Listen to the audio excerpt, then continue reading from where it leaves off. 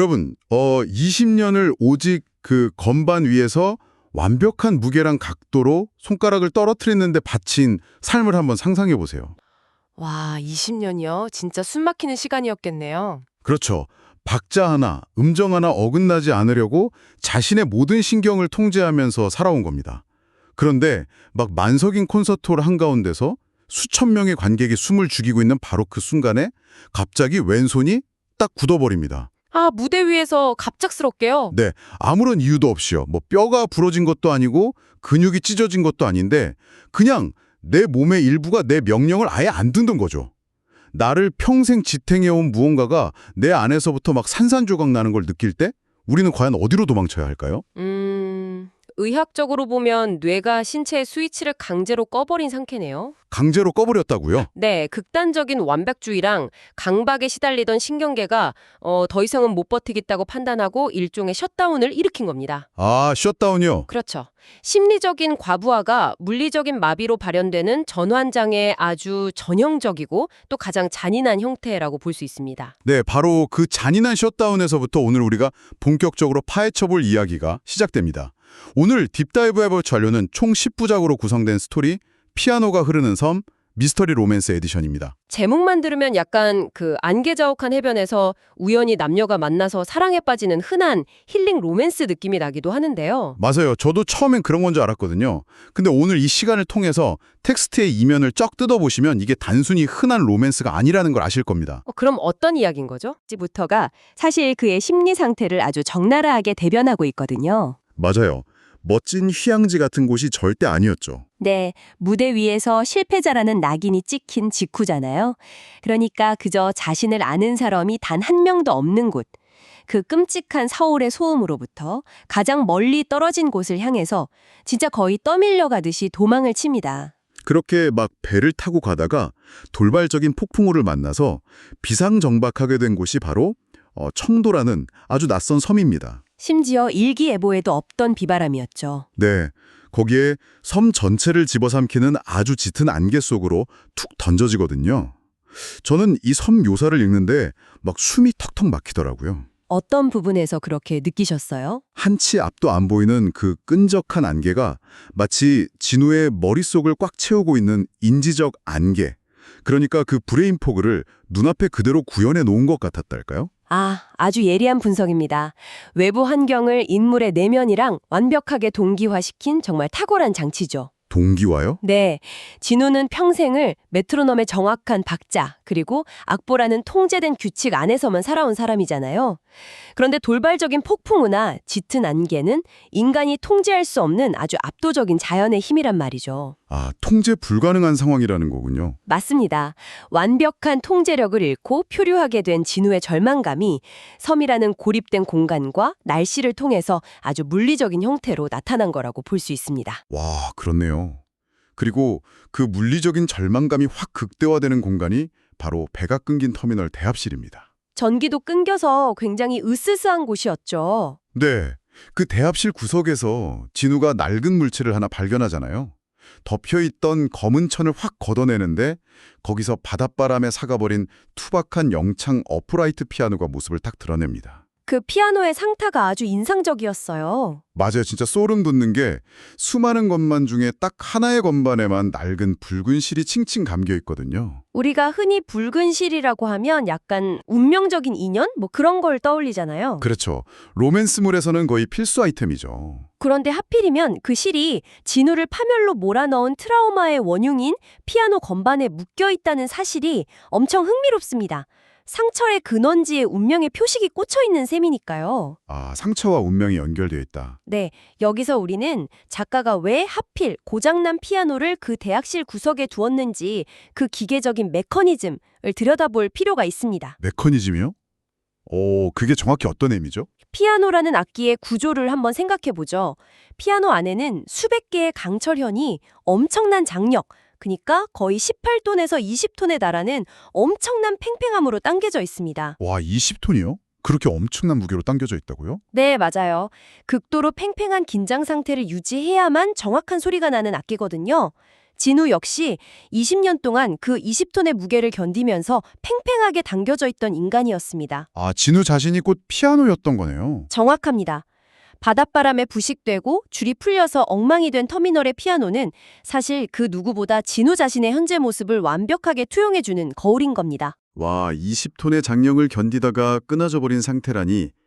그래서 그 피아노 앞에서 베일에 쌓인 여주인공 강연수가 등장했을 때 분위기가 그렇게 서늘했군요. 연수의 첫 등장이 때 강렬했죠. 네, 터미널 직원인 연수가 다가와서는 대뜸 그러잖아요.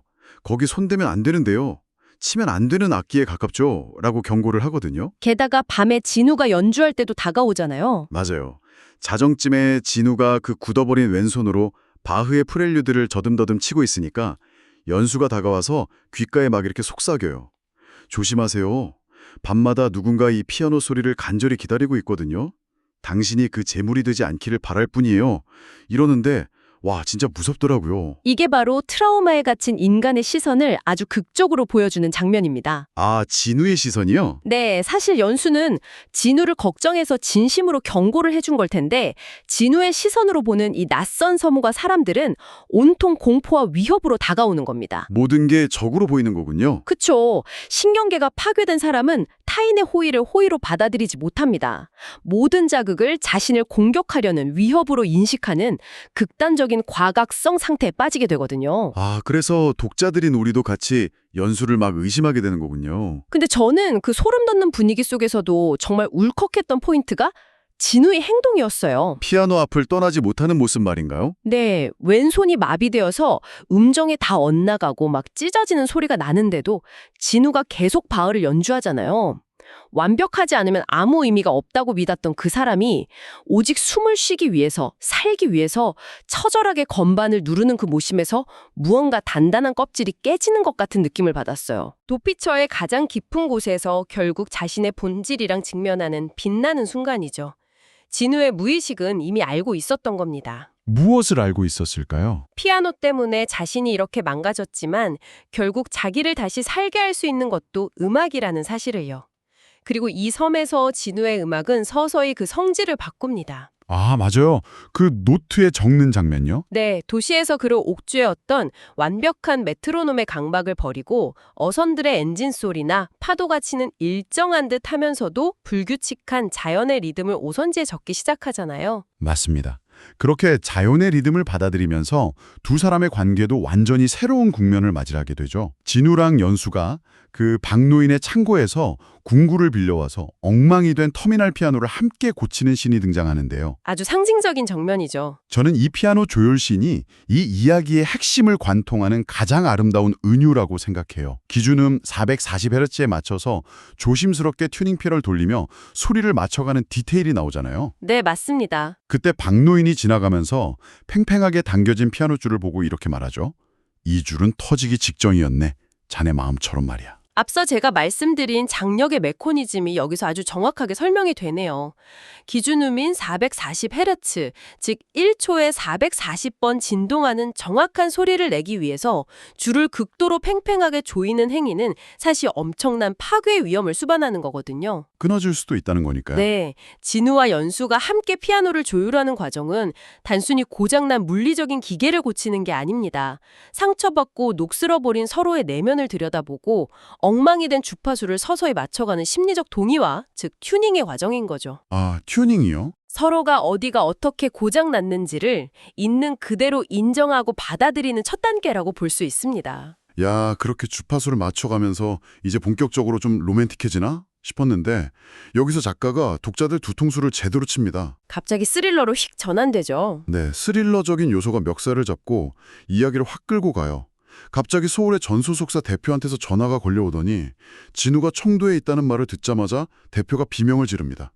당장 그 섬에서 도망쳐. 거긴 사람이 살 것이 못 돼. 이러고 전화가 뚝 끊겨버려요. 아주 영리하게 배치된 서스펜스 장치입니다. 게다가 더 기가 막힌 건요. 진우가 연수의 방에 들어갔다가 서랍장 안에서 자기의 과거 독주의 티켓들이랑 사진들이 빼곡하게 모여있는 걸 발견하는 장면입니다. 독자 입장에서도 정말 아찔한 순간이죠. 제가 만약 진우였다면 그 서랍장을 여는 순간 온몸에 소름이 쫙 돋았을 거예요. 방금 전까지 나와 함께 피아노를 고치면서 따뜻한 온기를 나누던 여자가 사실은 내가 가장 잘 나가던 시절부터 나를 몰래 지켜보고 티켓을 모아둔 사람이다. 우연히 만난 게 아니라 처음부터 나를 알고 있었다. 의심이 폭발하는 순간이죠. 솔직히 이거 완전 영화 미저리 같은 스토커 함정 아닌가요? 진우를 그 섬에 꼼짝 못하게 가둬두고 영원히 자기만의 피아노 노예로 만들려는 수작 같아서 저는 진짜 무서웠거든요. 그렇게 느끼시는 게 작가가 의도한 완벽한 심리적 트릭, 바로 페이크 아웃입니다. 독자와 주인공이 함께 극도의 혼란과 공포를 느끼도록 정교하게 설계된 거죠. 아, 제가 작가한테 완전히 맡긴 거네요. 하지만 이 스릴러적 장치를 단순히 독자를 놀라게 하기 위한 극적 도구로만 보면 안 됩니다. 심리학적으로 보면 이것은 타인과 온전한 관계를 맺기 직전에 인간이 필연적으로 겪어야 하는 의심의 극단화를 보여주는 거거든요. 타인을 온전히 믿기 직전의 의심이요? 그게 무슨 뜻이죠? 생각해보세요. 진우는 이미 자신의 신체와 세상에 대한 믿음이 완전히 박살난 사람입니다. 그럼 그에게 누군가 다가와서 무조건적인 이해와 호의를 베푼다. 의심스러울 수밖에 없겠네요. 그렇죠. 그의 망가진 뇌는 그것을 절대 순수한 호의로 받아들이지 못합니다.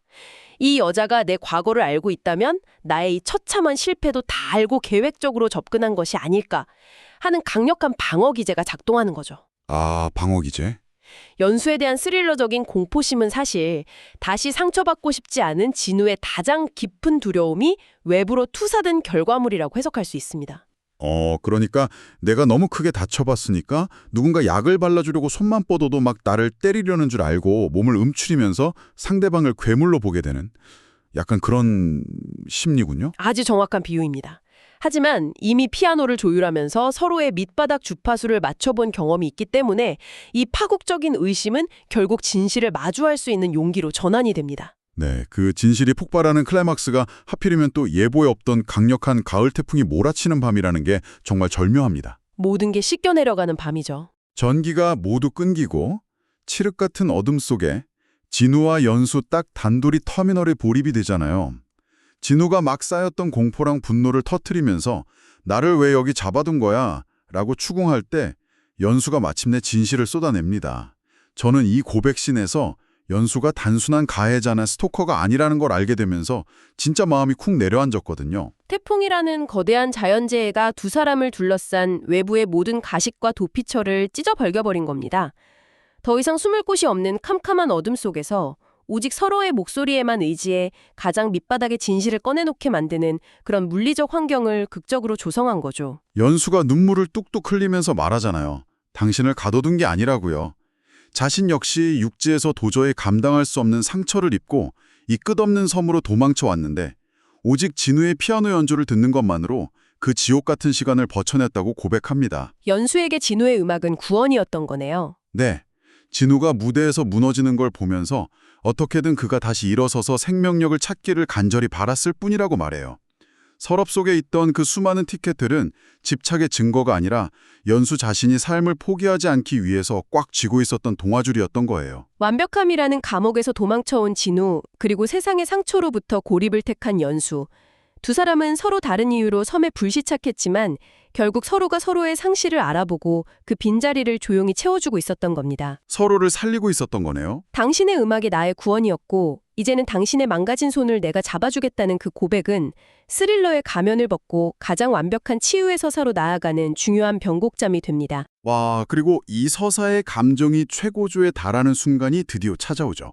칠흑 같은 어둠 속에서 진우가 연수의 온기에 기대어서 피아노 앞에 앉습니다.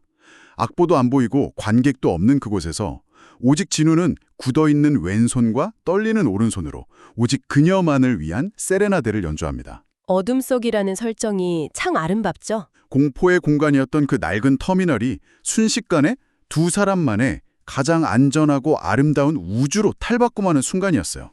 여기서 시각적인 정보가 차단된 어둠 속이라는 점이 아주 중요합니다.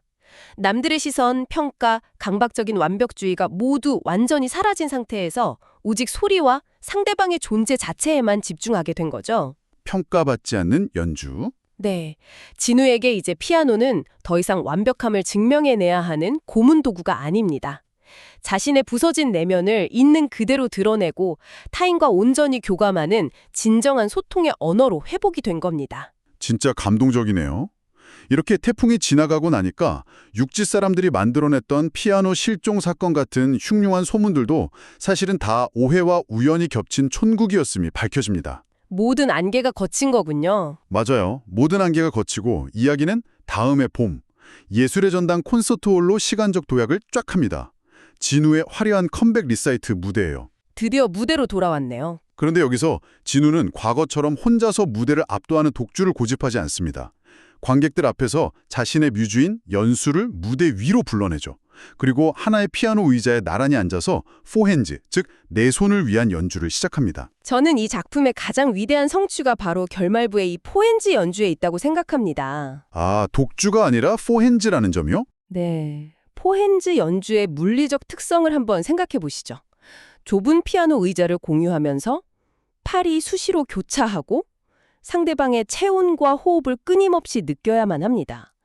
내가 놓치는 베이스음을 상대가 채워주고 상대가 흔들릴 때 내가 멜로디를 단단하게 잡아주죠. 맞아요. 저는 진우의 왼손마비가 무슨 마법처럼 100% 완치되어서 혼자 완벽하게 치는 뻔한 해피엔딩이 아니라서 더 좋더라고요. 바로 그게 핵심입니다. 상실 이전에 완벽했던 상태로 무조건 돌아가는 것만이 치유가 아닙니다. 진우의 굳어버린 왼손이라는 결핍은 그대로 존재하지만 그 빈 공간을 연수의 손이 채워줌으로써 새로운 형태의 완전함에 도달하게 되는 거죠. 새로운 형태의 완전함? 혼자서 완벽하게 맞물려 돌아가던 메트로놈의 세계가 부서진 자리에 타인과 물리적, 심리적 공간을 공유하며 때로는 삐그덕거리는 불협화음조차 화음으로 바꾸어 나가는 연대의 세계가 새롭게 자리 잡은 겁니다. 와, 에필로그에서 두 사람이 매년 청도로 내려가서 그 낡은 피아노 앞에서 함께 연주를 한다는 대목까지 읽고 나니까 정말 가슴이 막 벅차오르더라고요. 오늘 우리가 나눈 이 긴 여정을 되돌아보면 삶에서 번아웃이 찾아오고 진짜 모든 게 끝장났다고 느낄 때 우리가 무엇을 발견할 수 있는지를 묻게 됩니다. 내 몸이 파괴되고 아무도 모르는 안개 낀 섬으로 추락했을 때 우리는 흔히 인생이 끝났다고 절망하잖아요. 하지만 돌이켜보면 진우가 겪었던 그 압도적인 상실, 그리고 섬에서의 귀괴한 경험들은 20년 동안 그를 올가매고 있던 완벽주의의 팽팽한 장력을 끊어내기 위해 반드시 거쳐야만 했던 통과일이었습니다. 때로는 이성이 통제할 수 없는 철저한 무너짐을 겪은 후에야 우리는 누군가와 진정으로 주파수를 맞출 수 있는 빈 공간을 내면에 마련하게 되니까요. 네, 오늘 이번 시간 단순한 미스터리 로맨스를 넘어서 인간의 상실과 연대, 그리고 치유의 메커니즘을 아주 깊이 있게 짚어보았습니다. 텍스트에 숨겨진 의미가 정말 풍부했죠. 네, 맞습니다. 자, 마지막으로 이 딥다이브를 듣고 계신 여러분께 이런 도발적인 질문을 하나 던지면서 마무리를 하고 싶네요. 여러분, 만약 진우에게 그 끔찍한 왼손 마비와 무대 공포증이 찾아오지 않았다면 그의 삶은 어떻게 되었을까요? 계속 완벽하게 연주는 했겠죠. 겉보기엔 화려한 천재 피아니스트로 평생을 살았겠지만 어쩌면 죽는 날까지 다른 사람과 체온을 나누며 교감하는 그 진짜 음악의 기쁨은 단 한 번도 맛보지 못한 채 그냥 기계 부속품처럼 바스러지지 않았을까요? 그럴 확률이 아주 높죠. 그렇다면 지금 이 순간 여러분의 삶을 꽉 가로막고 있는 그 지독한 실패나 마비가 어쩌면 단순한 저주가 아닐 수도 있습니다. 그것은 팽팽하게 당겨져서 끊어지기 직전인 여러분을 전혀 다른 차원의 자유와 사랑으로 이끌기 위해 누군가 몰래 건반 위에 매달아둔 낡은 붉은 실일지도 모릅니다. 정말 깊은 여운을 남기는 질문이네요. 오늘 우리가 나눈 이 이야기가 지금 거친 폭풍우 속에서 홀로 고장난 건반을 두드리고 계신 여러분께 새로운 주파수를 발견하는 따뜻한 영감이 되었기를 바랍니다. 그럼 여러분 스스로 이 질문의 답을 조율해 보시길 권하며 오늘 우리가 준비한 탐구는 여기서 마칩니다. 함께 해주셔서 감사합니다.